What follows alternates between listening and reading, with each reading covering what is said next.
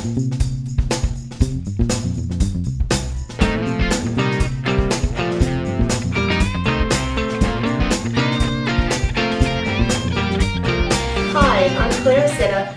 voice coach here at Freedom Music Studios, and today we're going to be discussing 5 of the things that make it most difficult to learn voice. And this is especially for the beginning singers out there who are wondering, should I start? Am I good enough to have singing lessons? I hear that all the time. People walk in through my studio door and they say, oh, I'm not sure if I should be here. And my response to them is, why would you be able to sing already if you've never had a lesson? And often singers think that. They think that they should be able to sing before they even start. So for those of you that are thinking about singing, my advice is go for it. All you need to have is an absolute love and passion for singing. So I thought I'd share with you 5 of the things that I think are the most difficult about learning voice. The first and foremost thing is we can't see our instrument. So the source of our sound is our vocal cords, and it's inside our larynx, and that's sort of sitting around about here on our bodies. Now you can't see that instrument, and neither can the teacher.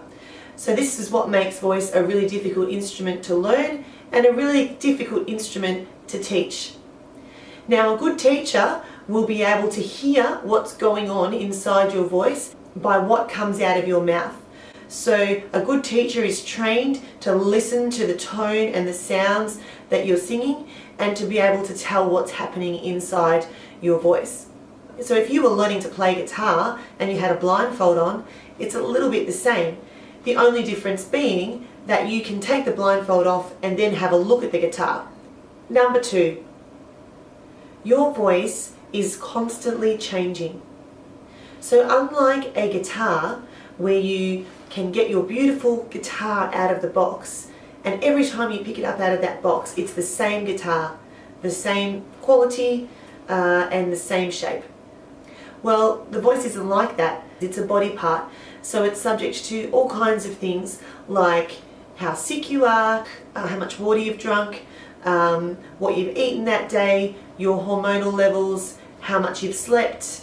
All those things will affect the vocal quality that you get, as well as how much you've used your voice already that day.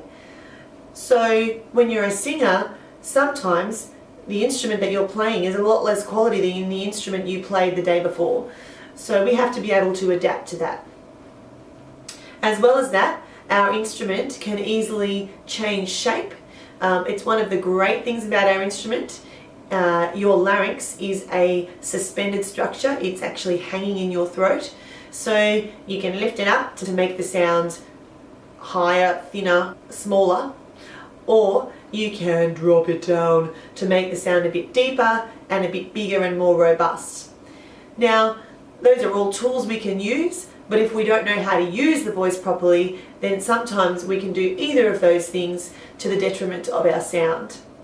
Number 3. We sing in a language, and often that language, or usually that language, is the same language that we speak in. Now the way we speak and the way that we sing are very, very different. So if, for example, I say to you, I'm going to go to the shops.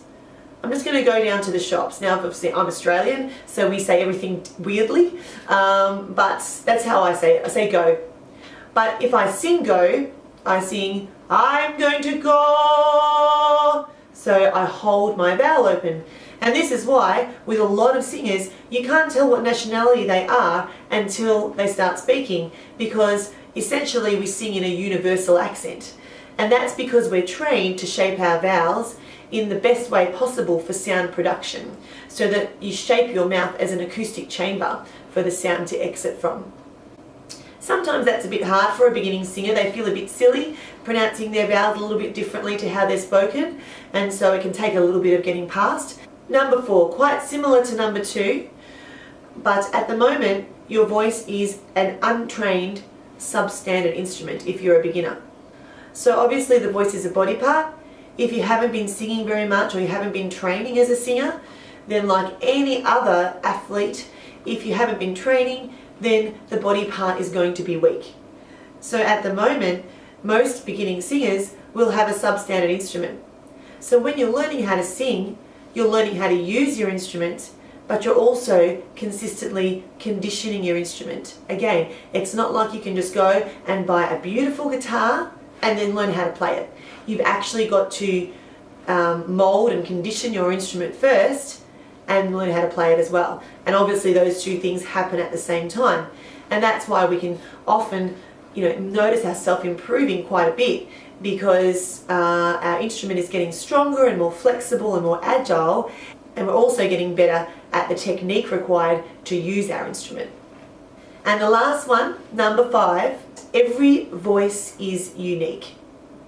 So many people come to see me and they say, I want to sound like blah, blah, blah.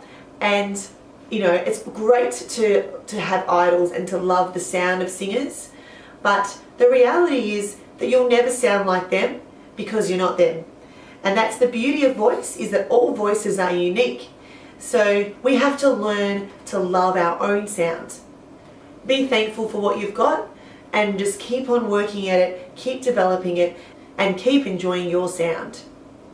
And a lot of singers, if they're untrained, they will try to sound like their favourite idols, and this can lead to really poor technique. Obviously, the singers that we admire, most of them are very well trained and have been working in this area for a long time, so their voices are in good condition. And so they're able to make stronger, brighter, more intense sounds than someone who's untrained. So the untrained singer, what they try and do is they try to force their voices to sound like their favourite singers, some of them. And what this usually results in is the recruitment of extrinsic muscles on the outside of your larynx. These muscles are used for swallowing, used for, moving your head around, and for a host of other things, but they're not really supposed to be recruited when we sing. What we're interested in is the intrinsic muscles, the tiny little muscles inside your larynx.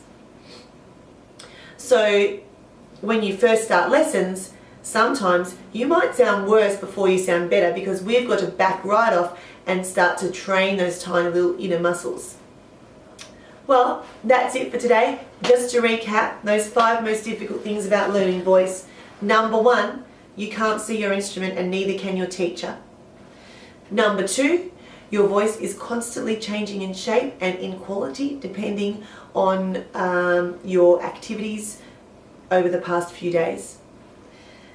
Number 3, we sing in a language that often has to be modified when we sing songs so that we can get the best sound quality possible. Number 4, if you're a beginning singer, your instrument will be out of condition, and not only do you need to learn how to play your instrument, but you need to condition your instrument at the same time to improve your sound quality. And number 5, you have your own unique voice. Learn to love it, and learn to accept that you're probably not going to sound like your favourite singers ever, but certainly not have the same quality and intensity as they do straight away, because you need to condition your own voice. So don't fall into bad technique habits by trying to strain to sound like they do. Thanks so much for watching, everyone. My name's Claire. I am the Principal Voice Coach here at Freedom Music Studios. We'll be uploading more tutorials in the future. Hope you've enjoyed this one today, and we'll see you soon. Thanks so much. Bye.